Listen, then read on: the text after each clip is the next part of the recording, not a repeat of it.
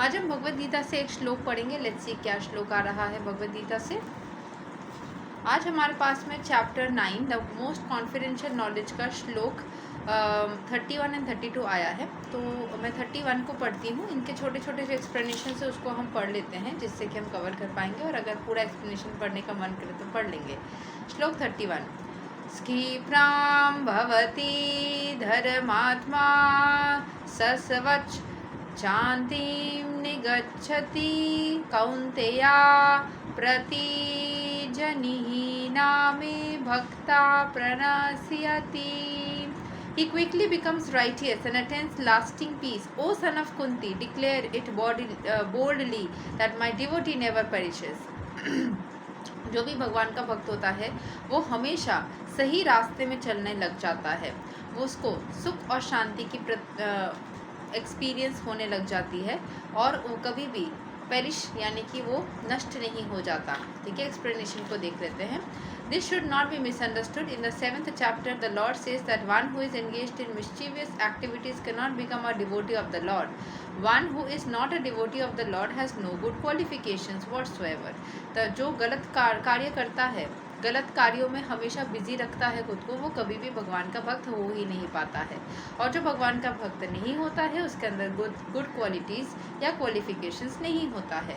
The question remains then, how can a person engaged in abominable activities either by accident or by intention be a pure devotee? तो जो गलत काम करता है वो कैसे भक्त बने?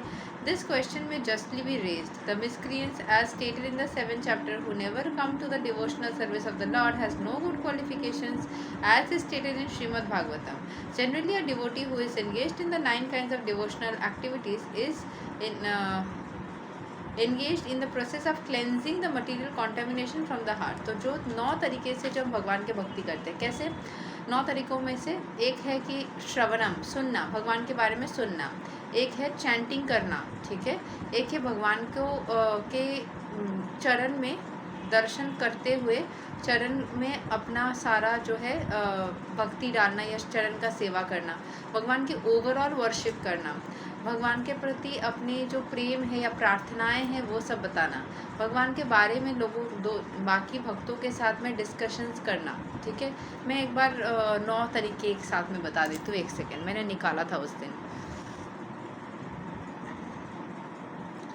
9 टाइप्स ऑफ, मैंने ऐसे करके देखा था, 9 प्रोसेसेस ऑफ डिवोशनल सर्विस। तो 9 प्रोसेसेस ऑफ डिवोशनल सर्विस जो है उसमें है श्रवणम, सुनना, कीर्तनम, चैंट करना, स्मरणम, याद करना, पादा सेवनम, भगवान के पैरों में सेवा अर्पित करना, अर्चनम, पूजा पाठ प्रॉपरली करना, वंदना, अपने प्रेयर्स को बताना, ये मेरी प्रेयर है आपके प्रति कि ये हो, जैसे मेरी प्रेयर होती है कि भगवान की मतलब ब्लेसिंग्स हो। ठीक है, दस्यम मतलब भगवान का सेवक बन जाना, ये थोड़ा सिमिलर है। पादा सेवनम, अर्चनम एंड दस्यम, वंदना भी थोड़ा सिमिलर है। सख्यम, भगवान को अपना सखा बना लेना, और आत्मा निवेदम, अपने आप को पूरी तरीके से भगवान के आगे सरेंडर कर लेना। तो ये 9 तरीके से होता है, ठीक है, जिससे हम भगवान के भक्ति आदि कर सकते हैं।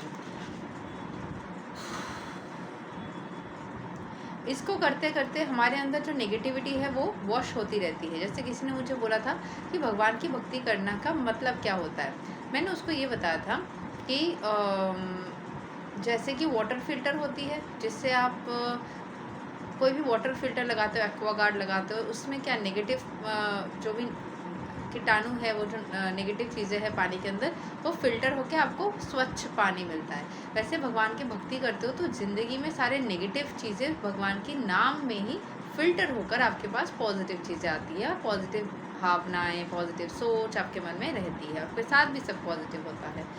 सो continuous thinking of the supreme lord makes one pure by nature, वो प्योर हो जाता है।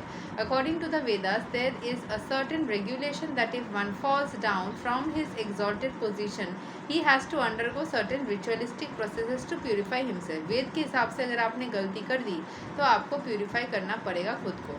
But here there is no such condition, because the purifying process is already there in the heart of the devotee due to his remembering the Supreme Personality of Godhead constantly. Constantly. लेकिन यहाँ पे आपको अलग से खुद को purify करने की ज़रूरत नहीं, क्योंकि आप कंटिन्यूसली खुद को भगवान के याद में रखते हुए कंटिन्यूसली खुद को प्यूरिफाई करते जा रहे हो। देखो छोटे मोटे गलतियाँ हमसे होती रहती है, जैसे हम रास्ते में चलते हैं तो कितने सारे कीटाणु जो छोटे छोटे जीव है उनके ऊपर अनजाने में चल देते हैं। जानबूझ के करोगे तो गलत है, अनजाने में हो जाता है। जब हम सांस लेते हैं तब कितने सारे कीटाणुओं को हम शरीर में लेते हैं और हमारी जो इम्यूनिटी सिस्टम है वो उसको मार देती है या फिर जब हमको सर्दी जुकाम कुछ भी होता है तो हम दवाई लेकर के उसको मार देते हैं।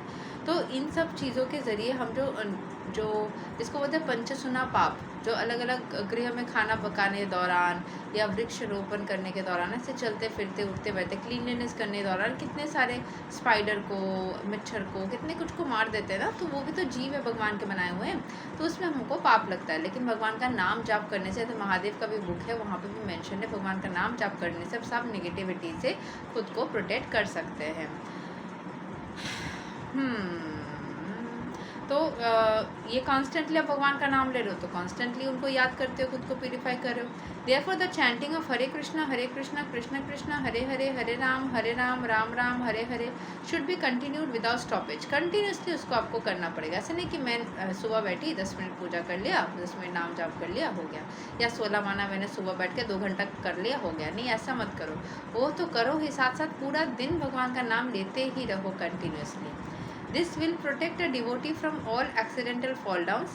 He will thus remain perpetually free from all material contaminations. तो किसी भी तरीके के एक्सीडेंटल गलतियों से भगवान इससे बचा देता है, क्योंकि हम उनका नाम कंटिन्यूसली स्मरण में करते रहते हैं। तो फिर हम गलत चीज़ों से खुद को रोक लेते हैं एंड हम फ्री हो जाते हैं मटेरियल कंटामिनेशन से। सो आज के लिए यही तक। श्लोक 32 हम अगले दिन पढ़ेंगे। आज के लिए थैंक यू सो मच। हरे कृष्णा, राधे राधे, जय श्री राम।